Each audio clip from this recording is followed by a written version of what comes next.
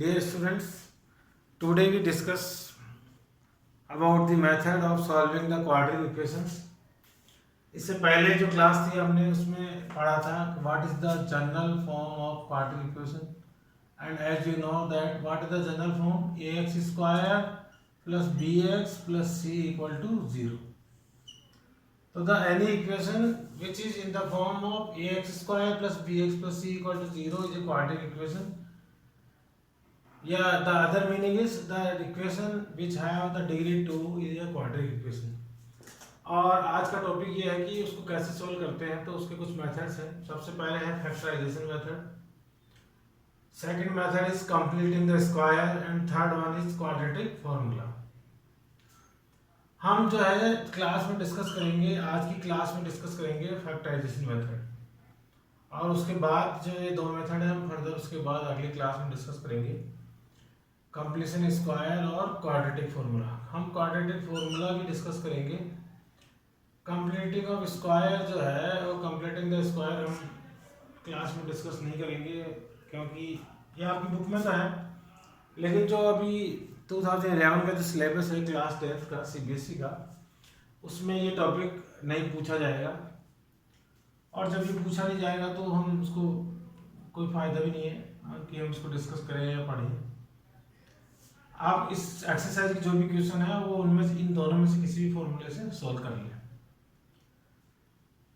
आज हम डिस्कस कर रहे हैं फैक्टराइजेशन मेथड, और फैक्टराइजेशन मेथड आप पहले भी पढ़ चुके हैं. जब हमने चैप्टर 2 डिस्कस किया था पॉलिनोमियल, उसमें हमने क्वाड्रेटिक इक्वेशन जितनी भी थी उनको फैक्टराइज किया था और उसके दो जीरोस पता किए थे, अल्फा एंड बीटा. ये दोनों उसके जीरोस और रूट हैं, जिनको हम जीरोस भी कह सकते हैं और रूट्स भी कह सकते हैं. आज मैं वापस ये इसलिए बता रहा हूँ कि जब हम चैप्टर 2 में थे तो मैंने देखा था कि बहुत सारे स्टूडेंट्स को जब हम फैक्टराइजेशन करते हैं और उसमें जब स्प्लिटिंग द मिडिल टर्म करते हैं, जब मिडिल टर्म की स्प्लिट करते हैं तो दे हैव सम प्रॉब्लम. उनको ये पता नहीं लगता कि कैसे हम जो है इसको स्प्लिट करें. तो मैं आज आपको वापस बता रहा हूँ कुछ इजी वे में मैं बता रहा हूँ. उसका मेथड ये है कि आप ये देखिए कि b जो है वो b कितना है. आपको पता है b होता है कोएफिशिएंट ऑफ x, और आपको पता है माइनस एक्स है तो b हो गया इसका -1, और a है 6 और c है -2. 6 और -2 का मल्टीप्लाई जब करें तो आता है -12. तो स्प्लिट करते समय हमें इनका ध्यान रखना पड़ता है कि जो a इंटू सी है उसके मल्टीप्लाई के इक्वल ऐसी दो टर्म्स होनी चाहिए जिनको प्लस या माइनस करने पर वो किसके इक्वल आए, b के इक्वल. और जो b है वो है हमारा -1. तो अब हम देखते हैं कि ऐसे कौन से दो नंबर हैं जिनको मल्टीप्लाई करने पर -12 आएगा और ऐड करने पर -1 आएगा. तो ऐसे दो नंबर हैं -4 और 3. When we add -4 plus 3 it becomes -1, and when we multiply -4 into 3 तो it becomes -12. तो आपको जब भी स्प्लिट करें तो इन पेयर्स का ध्यान रखना है कि वो जो दो पेयर बनाए हमने स्प्लिट करने के लिए, जो नंबर्स चूज किए हैं वो ऐसे हों कि जिनको प्लस करो तो किसके इक्वल आए, b के इक्वल, और उनको मल्टीप्लाई करें तो वो किसके इक्वल आए, a इंटू सी के इक्वल. साइन का भी आपको ध्यान रखना है.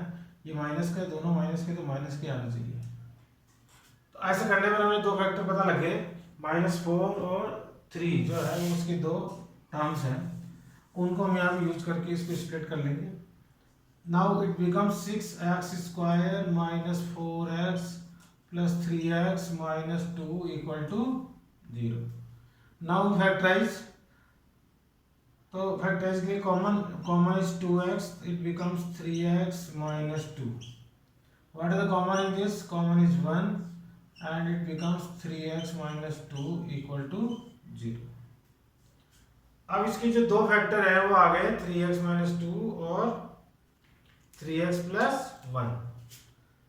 3x -2 और दूसरा फैक्टर आ गया 2x + 1. आपको बताया दो फैक्टर है, तो दोनों फैक्टर से दो जीरो पता हो जाएंगे।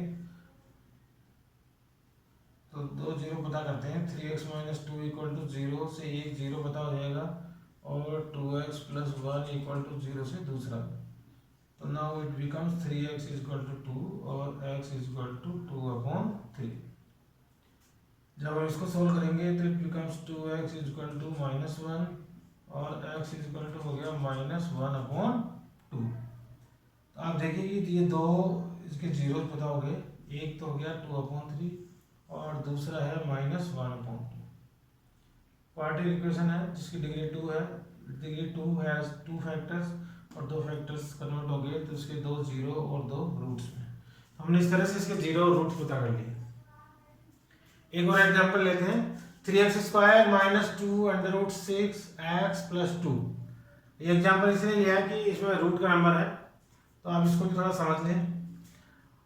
अभी मैंने आपको समझाया था कि ये जो नंबर है वो -2√6 आना चाहिए प्लस करने पर, और मल्टीप्लाई करने पर आना चाहिए। अब यहाँ पे देखिए आप, प्लस करने पर तो आना चाहिए -2 अंडर रूट 6 और मल्टीप्लाई करने पर आना चाहिए 3 × 2 = 6। मतलब प्लस करने पर तो -2 अंडर रूट 6 आना चाहिए और मल्टीप्लाई करने पर प्लस का 6 आना। ये नंबर तो माइनस का है और ये प्लस का है। तो आपको पता है कोई भी नंबर मल्टीप्लाई करने पर प्लस का जब भी आता है जब दोनों नंबर क्या हो, या तो पॉजिटिव हो या फिर दोनों क्या हो, नेगेटिव। लेकिन अगर दोनों पॉजिटिव लेंगे तो प्लस करने पर नेगेटिव नहीं बनेगा। इसलिए ऐसे दो नंबर कौन से इसको देख के पता लग जाता है। इसका मतलब इसके दो फैक्टर ऐसे हैं जो दोनों ही क्या है, नेगेटिव, ताकि उनको मल्टीप्लाई करें तो पॉजिटिव 6 बन जाएगा और ऐड करें तो माइनस के 2 अंडर रूट 6 बन जाएंगे। तो ऐसे दो नंबर हैं, अंडर रूट 6 माइनस का अंडर रूट 6 इंटू माइनस का root 6। When we multiply it तो इट बिकम्स 6। तो हमें इसको स्प्लिट करने के लिए दो टर्म्स मिल रही है, -6 और minus under root 6। Now we convert it तो 3x square minus under root 6x minus under root 6x plus 2 equal to 0। अब आप यहाँ पे देखिए, यहाँ पे इनमें जो कॉमन फैक्टर वो क्या है, ये 3 है और ये अंडर रूट 6 है। तो आपको पता है ये 3 जो है उसका कॉमन, इन दोनों में जो कॉमन फैक्टर है वो अंडर रूट 3x है। When under root 3x is divided by 3x तो it becomes under root 3x और it becomes under root 2. Now what is the common factor? Common factor is -2 and become under root 3x minus under root 2 equal to 0. Now the two factors are under root 3x minus under root 2 or another factor is also same under root 3x minus under root 2 equal to 0। इसका मतलब ये equation ऐसी है जिसके दोनों equal roots होंगे, दोनों root equal होंगे। तब now we find out the 0 और root equal to 0 and second one is also under root 3x plus under root 2 equal to 0। Now it becomes under root 3x is equal to under root 2 and now x is equal to under root 2/3. Both are in the root, so under root 2/3. Same under root 3x is equal to minus under root 2. Sorry, it's minus under root 2, so it's under root 2. Now x is equal to under root 2/under root 3 or under root 2/3। तो ये दो roots और दो zeros पता हो गए, दोनों equal roots हैं।